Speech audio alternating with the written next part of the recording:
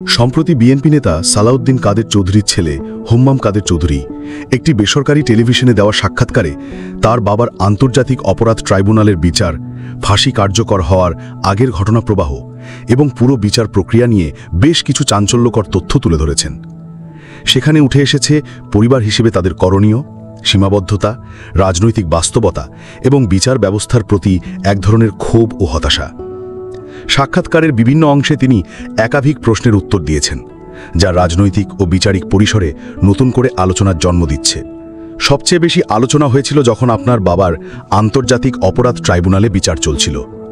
অনেকে বলতেন সালমান এফ রহমান আপনার আত্মীয়, এই সূত্রে হয়তো শেষ পর্যন্ত আপনারা কিছু সুবিধে পেয়েছেন। বাস্তবে আপনারা কতটুকু ফ্যাসিলিটি বা সহায়তা পেয়েছিলেন?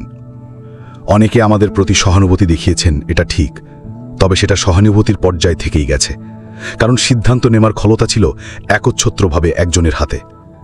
আওয়ামী লীগে আমরা অনেক সময় বলি ছোট আপা, বড় আপা।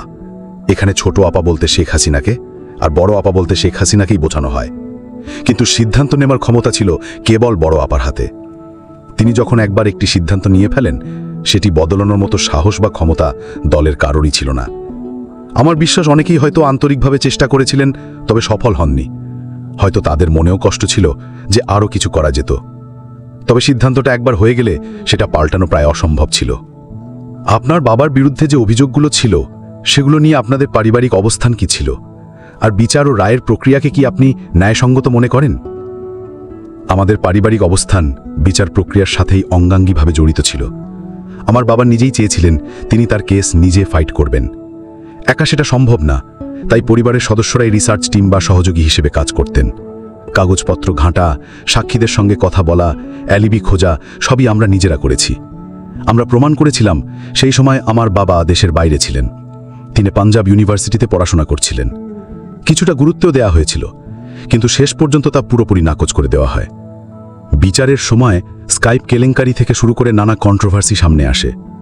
বিচারপতি নাসিম সাহেব নিজেই স্কাইপে বলেছিলেন, আমি যদি সালাউদ্দিন কাদের চৌধুরীকে ফাঁসি দিই, আমাকে সুপ্রিম কোর্টে উন্নীত করা হবে। এ ধরনের কথার পরও যদি এটাকে ন্যায় বিচার বলা হয়, তাহলে আমাদের বিচার ব্যবস্থার ওপর একটা চিরস্থায়ী কালো দাগ রয়ে যাবে। এর জবাবে উপস্থাপক প্রশ্ন করেন, আপনার বাবার রায় যখন হয় তার কয়েকদিন আগেই আপনাদের কাছে রায়ের একটা কপি আসে। এটা নিয়ে প্রচুর লেখালেখি হয়েছে। আপনি কিভাবে রায়ের কপি পেয়েছিলেন? সাংবাদিকরাই মূলত আমাদের কাছে রায়ের কপিটি নিয়ে আসে। সেটা অনলাইনে লিক হয়ে গিয়েছিল। আমরা ইন্টারনেট থেকেই সেটা পাই। একজন সাংবাদিক প্রিন্ট করে এনে দেন, আমি সেটা ফটোকপি করে পরিবারের সবাইকে দিই। আমার বাবা তখনও জানতেন না। রায়ের দিন আমি গিয়ে বলি, এই তো রায়ের কপি আমার কাছে আছে।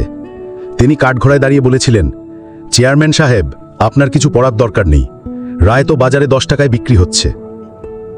তারপর উপস্থাপক বলেন, আপনারা তো পারিবারিকভাবে অনেক প্রভাবশালী ছিলেন, তারপরও রায় কার্যকর হলো। আমরা অনেক সময় শুনি সালাউদ্দিন কাদের সাহেব ছিলেন খুব দৃঢ়চেতা মানুষ। রায়ের শেষ দিকে আপনাকেও রাষ্ট্রপতির কার্যালয়ে দেখা গেছে। আপনি কি তখন ক্ষমা চাচ্ছিলেন? আপনি একদম ঠিক বলেছেন, আমি অনেক ছোটাছুটি করেছিলাম, কিন্তু ক্ষমার জন্যে না। আমি গিয়েছিলাম একটি লিগ্যাল ডকুমেন্ট নিয়ে, যেটা রিট্রায়ালের আবেদন ছিল। রাষ্ট্রপতি সেই ক্ষমতা ছিল যে তিনি চাইলে সেটা রিট্রায়ালের জন্য পাঠাতে পারতেন। আমরা তখন দেশের সব ইনস্টিটিউশনের উপর বিশ্বাস রাখতে বাধ্য ছিলাম, যদিও ভেতরে ভেতরে জানতাম সব কিছু ধ্বংস হয়ে গেছে। তারপরেও চেষ্টা করেছিলাম। ল মিনিস্ট্রি, রাষ্ট্রপতির কার্যালয়, সবখানে গিয়েছিলাম। আপনারা যেদিন বাবাকে হারান, সেদিনের অভিজ্ঞতা কেমন ছিল? নিরাপত্তা বাহিনীর উপস্থিতি ও পারিবারিক অবস্থা কি ছিল? সেদিন ছিল চরম আতঙ্কের দিন। আমাদের বাসার বাইরে RAB, special branch, detective branch সব বাহিনীর লোকজন উপস্থিত ছিল। আমাদের মনে ভয় কাজ করছিল, আমরা কি বাবার দাফনে যেতে পারবো, নাকি আমাদেরও গ্রেপ্তার করা হবে। কিছু বন্ধু আত্মীয় পাশে দাঁড়িয়েছিল, আমি তাদের কোনোদিন ভুলব না। তখন একটা ভয়ঙ্কর সময় চলছিল। মানুষকে গুম করা, খুন করা, যে কোনো জায়গা থেকে তুলে নেওয়ার ঘটনা ঘটছিল। শেষ দিকে আপনার বাবা কি বলেছিলেন? আমরা পত্রপত্রিকা ও সোশ্যাল মিডিয়ায় দেখেছি তিনি বলেছিলেন, একজন মানুষ 6 ফিট 2 ইঞ্চি, সে কি কারো কাছে মাথা নত করবে?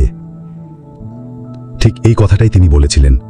6 ফিট 2 ইঞ্চি লম্বা একজন মানুষ, সে শুধু আল্লাহর কাছেই মাথা নত করে, মানুষের কাছে না। শেষ মুহূর্তে আমার বাবাকে জানানো হয়নি যে সেটি তার জীবনের শেষ রাত। সেই সংবাদটা আমি তাকে দিই। আমরা যখন ঢাকা সেন্ট্রাল জেলে যাই, তখন তিনি ঘুমাচ্ছিলেন। আমি ডাক দিই, তিনি অবাক হয়ে জিজ্ঞেস করেন, তোমরা এখানে কেন? তখন আমি তাকে জানাই, আজকেই আপনার রায় কার্যকর হবে। তিনি মাথা বুলিয়ে আমাদের সাহস দেন, ওপরে আল্লাহ আছেন। আমার মা ছিলেন খুব রিজার্ভড, ধর্মপ্রাণ মানুষ। তিনি তখন শুধু বলেছিলেন, ইন্না লিল্লাহি ওয়া ইন্না ইলাইহি রাজিউন। আল্লাহর জিনিস আল্লাহর কাছেই ফিরিয়ে দিচ্ছি। একজন স্ত্রী তার স্বামীকে এভাবেই বিদায় দিয়েছিলেন।